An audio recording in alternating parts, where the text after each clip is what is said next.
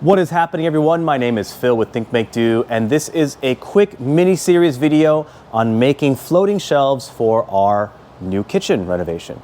Now, we are going to go with 4-foot wide mahogany shelves with a veneer finish that are 3 inches thick and about 8 inches deep. And typically, when you buy a natural hardwood product like that, that type of piece is like $150, maybe $200 for each natural piece of wood. Then you have to process the wood down.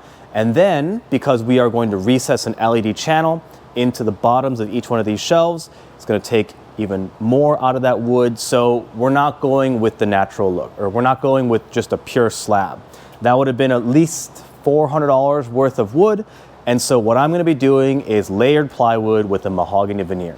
Now, the veneer I selected is from Sowers & Company. These are what they carry at Rockler.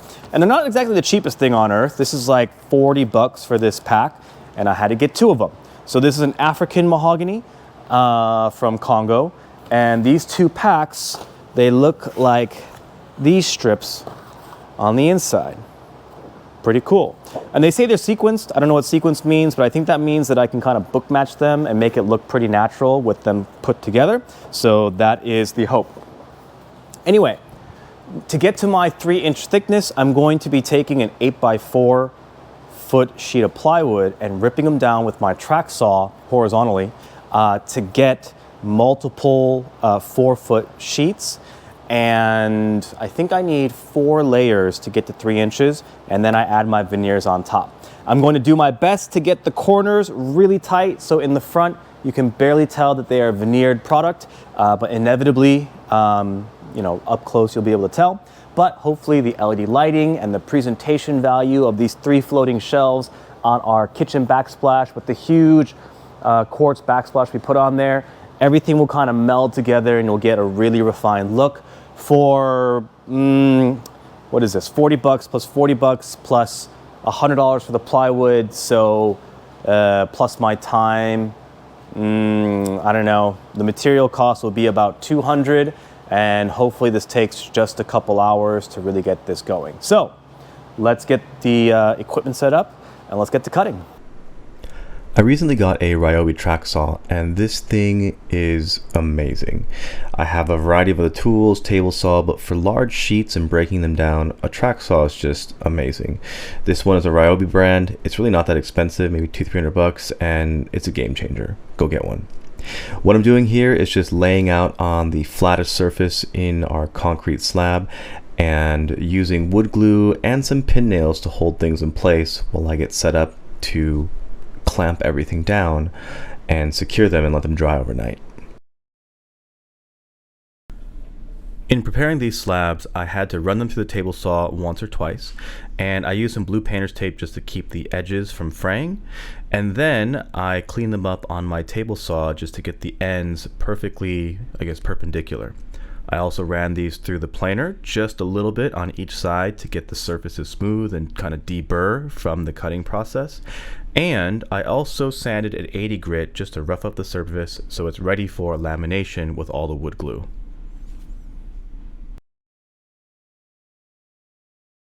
All right, so I have cleaned up my edges, cleaned up my fronts. I've got my tops and bottoms kind of lightly sanded. And now I'm going to try for the first time to laminate with these mahogany strips. Now, I'm pretty sure there's a better way to do this, but what I'm going to do is line up the edge here. I'm doing the tops and bottoms first, and that way when you look at these, you won't see the corners because the front and the sides will actually cover the lip, kind of like that. And that's because when you look at these floating shelves, you'll be kind of looking up. And if I did the sides first and then I put the tops on, you might see the little lip where the 2 pieces of laminate come together, and I want to try to avoid that. Doesn't matter, I have no idea. It probably looks the same either way, but whatever. The first layer went on pretty well. I think I'm gonna turn a light on here for you. So you can see, I think the most important part is the seam here where the 2 pieces of wood come together. And if at first glance you didn't realize that this was 2 pieces of laminate, then I did my job correctly. So you can I mean, you can barely even see, like, I think this is the line right here, yeah. You see the repeating pattern here on the laminate pieces. Now these laminates, I think are like a 16th or, yeah, about a 16th inch thick. So you really don't have that much room to mess around with the seam if it doesn't work the first time. You can see a little bit here, some issues. I think that darkness comes from there just being too much glue, but I think it turned out pretty well. So what I'm gonna do here, I am going to I'm gonna clean up the edges, right? So I've got a pretty sharp chisel. I mean, it's a Harbor Freight one. It's new, so it's sharp, but it's not good quality, so it'll probably last for this project. And then I have a razor blade. And I'm gonna try to clean up these edges with just hand tools first. And if it doesn't work out well, I'm gonna move on to a router to clean up the edges. So we'll see how this works out. I just wanna see how well I can get the edges kind of cut back before I need to use a power tool. And then I'm gonna flip everything over, put the second layer of laminate on the bottom.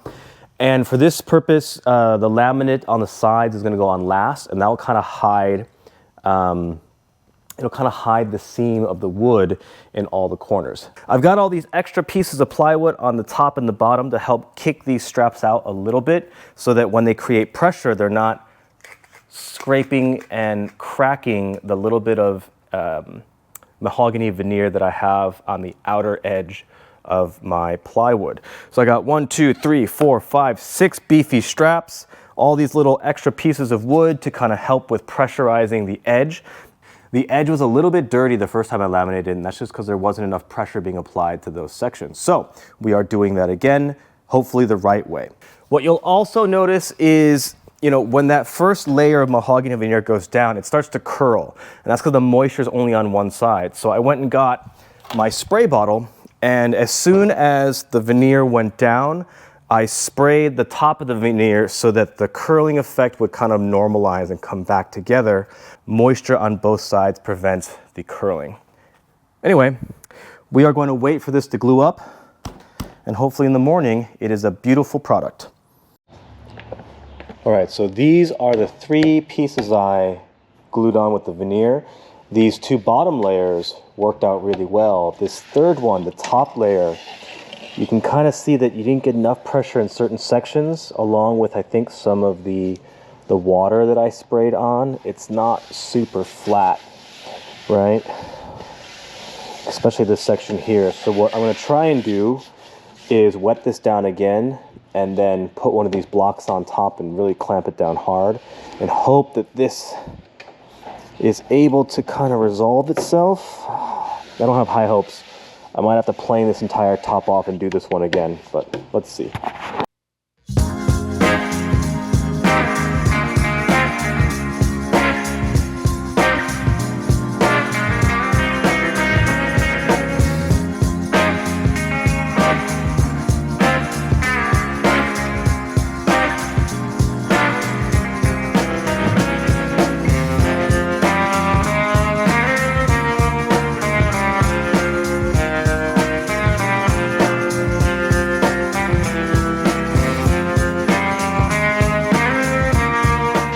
All right, well, I don't think this piece is salvageable, so I'm just gonna trim it up, and then I'm gonna set this aside. I'm gonna let it fully dry, and then we'll put it to the planer to take this top piece off, and then we'll probably have to redo veneer and buy some more to do this last piece. The other 2 are good to go. There's just some edge cleanup that I did. And then now I'm gonna put, or at least glue up the sides.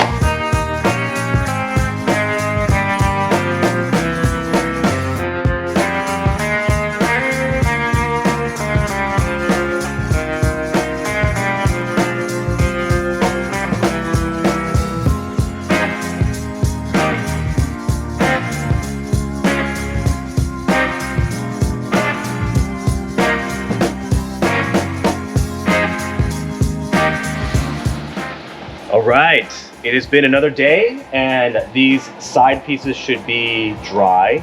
And I've gone and got replacements for this piece that kind of warped on gluing. So let's unravel this and see what it looks like.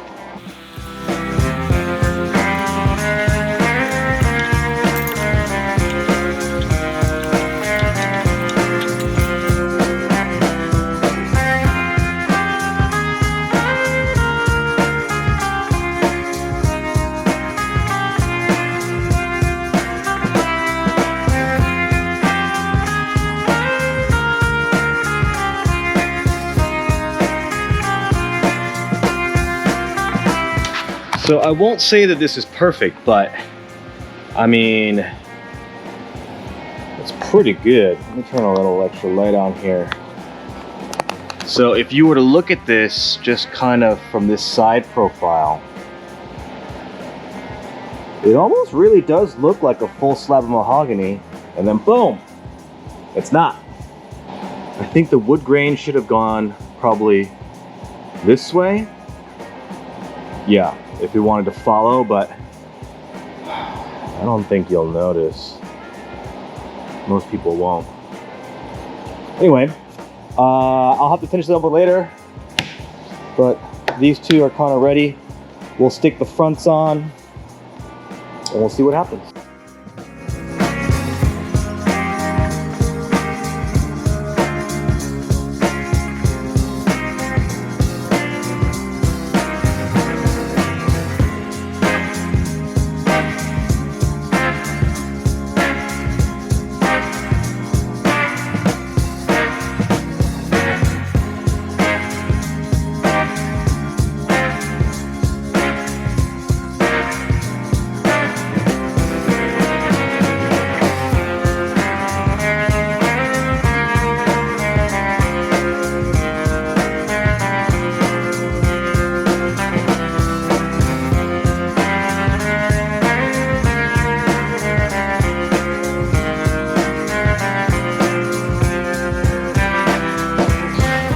I think we're at a good point where we can start routing out the channel for our aluminum LED recessed lighting strip.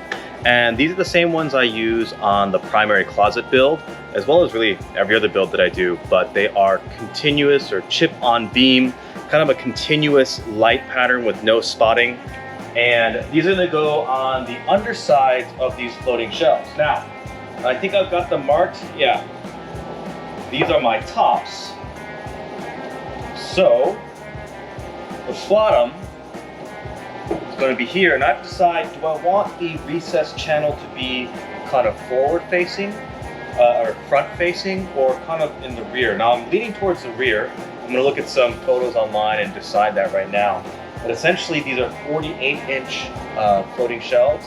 So I think I'm going to go about 46 inches. So about 1 inch in recess, 1 inch out from the edge, and that's going to be where this channel sits.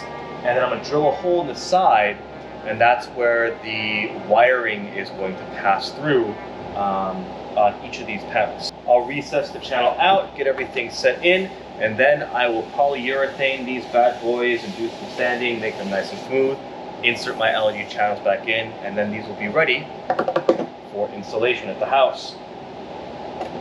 Please, let's hope it doesn't take that long. Let's go.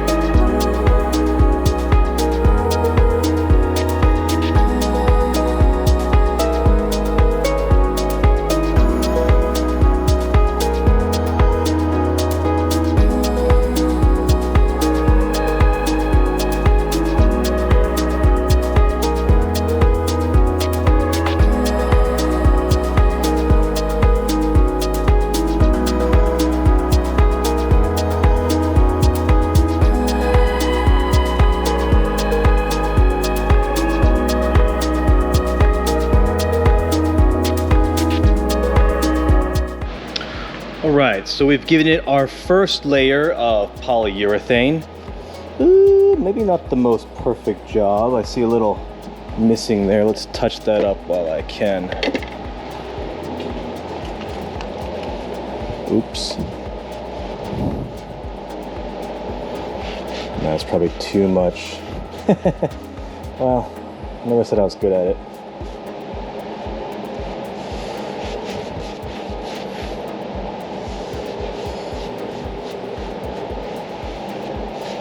Okay, well, there will be at least 3 layers of polyurethane. So this is just the first coat. And after each layer, you do a light layer of sanding, maybe 220 or up to 320 grit, just to knock down some of the surface. The edge or the grain on the wood is going to pop up a lot on this first coat. So the sanding on this first coat matters a lot. So I'm gonna let this dry overnight. We'll come back tomorrow, do a layer of sanding, and then probably apply one more coat, wait another day. We'll get to 3 coats, I think, by Thursday. So there's a 3-day process. It's Monday night, and then they'll finally be ready to have the LED channels permanently installed, and that'll probably be enough time for my new LEDs to arrive anyway. Perfect timing. Then we'll get them over to the house. All right, we'll catch you in a few.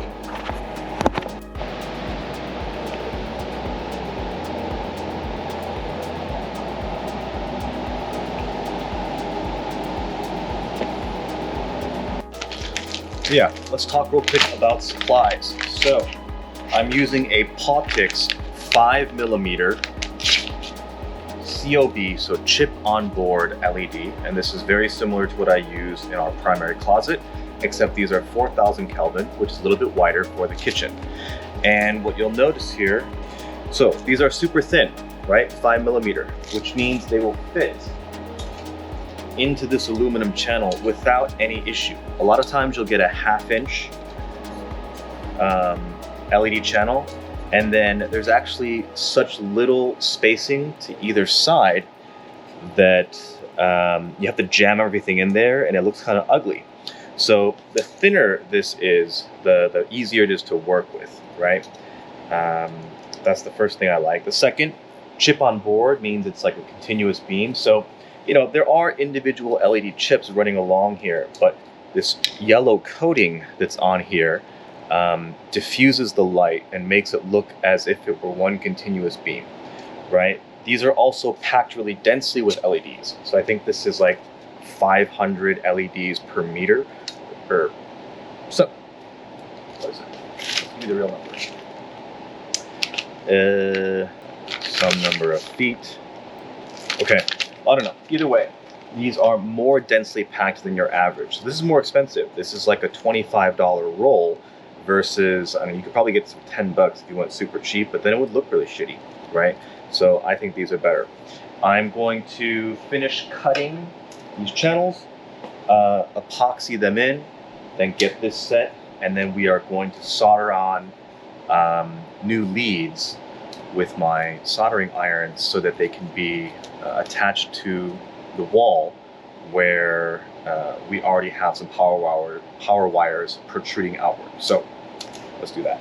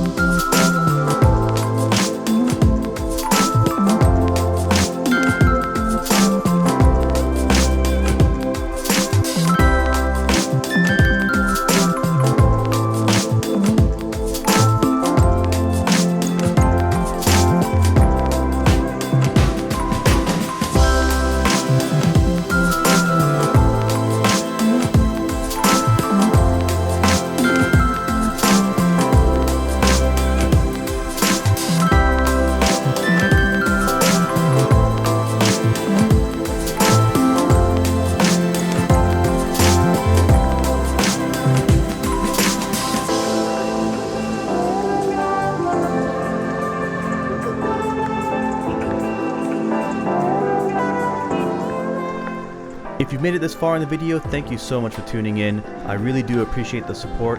Your likes, subscription, as well as your comments make a world of difference for me when making and promoting and having fun with these videos. So please consider doing that. As you can see here, we've made some extra LED channels that are going to be considered under cabinet lighting that's going to tie in the kitchen together and make it a kind of a whole cohesive LED backlit look. Anyways, enjoy the last few scenes. We'll catch you on the next one.